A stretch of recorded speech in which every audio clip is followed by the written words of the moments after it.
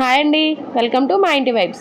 ఈ రోజుల్లో stress, pollution మనకుంటే రోజువారీ ఆహారపు అలవాట్ల వల్ల హెయిర్ ఫాల్, వైట్ హెయిర్ అందరికీ కామన్ అయిపోయింది కదండి. నేను వాడిన తర్వాతే మీకు ఈ ఆయిల్ షేర్ చేస్తున్నానండి. నాకైతే హెయిర్ ఫాల్ బాగా కంట్రోల్ అయింది, వైట్ హెయిర్ కూడా పెరగకుండా అక్కడతో ఆగిందండి.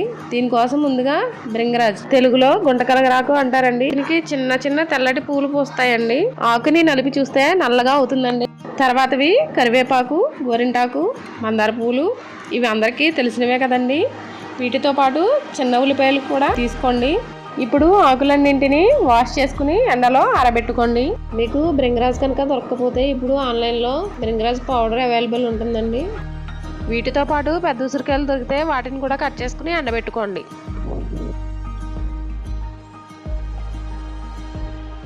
ఇదైతే అమ్మ ఊరి నుంచి పంపించిన ప్యూర్ కోకోనట్ ఆయిల్ అండి. కావాలంటే పారాషూట్ ఆయిల్ అయినా తీసుకోవచ్చు. ముందుగా ఒక గిన్నె తీసుకుని అందులో ఆయిల్ వేసుకోండి, పెట్టుకోండి. మొత్తం ప్రాసెస్ అంతా మీడియం ఫ్లేమ్ లోనే చేసుకోవాలి.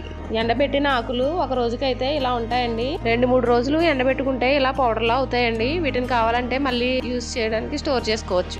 ఆయిల్ వేడైన తర్వాత 1 స్పూన్ మెంతులు, 1 స్పూన్ అవిసె గింజలు, 4-5 లవంగాలు, ఎండబెట్టుకున్న పొడితో పాటు 3 స్పూన్స్ అలోవెరా జెల్, కట్ చేసిన చిన్న ఉల్లిపాయ ముక్కలు కూడా వేసుకోండి. ఆయిల్ మరగడానికి నాకైతే 30 నిమిషాలు టైం పట్టిందండి.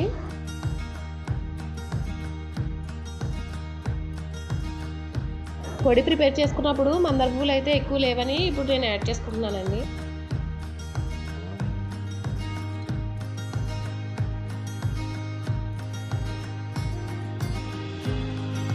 ఆయిల్ మరిగే కొద్దీ ఇలా కలర్ చేంజ్ అవుతూ ఉంటుందండి.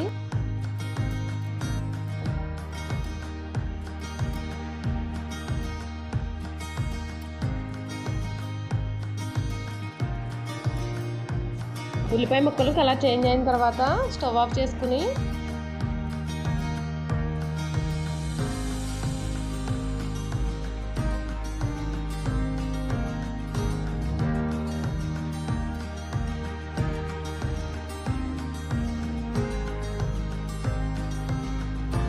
ఒక గ్లాసు ఆముదాన్ని వేసుకుని ఒక రోజంతా పక్కన పెట్టుకోండి.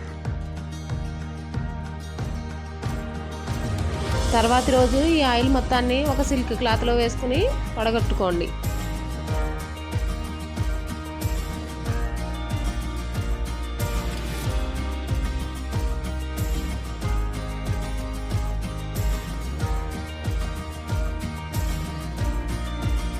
వడగట్టుకున్న ఆయిల్ని ఒక గ్లాస్ జార్లో స్టోర్ చేసుకోండి.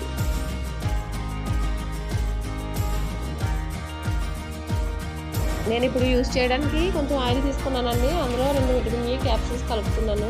3 months ఈ ఆయిల్ వాడి చూస్తే మీకే రిజల్ట్స్ కనిపిస్తాయండి. వీడియో నచ్చితే లైక్ చేయండి, హెయిర్ ప్రాబ్లం ఉన్న వాళ్ళకి షేర్ చేయండి, మన ఛానల్ని సబ్స్క్రైబ్ చేసుకోండి.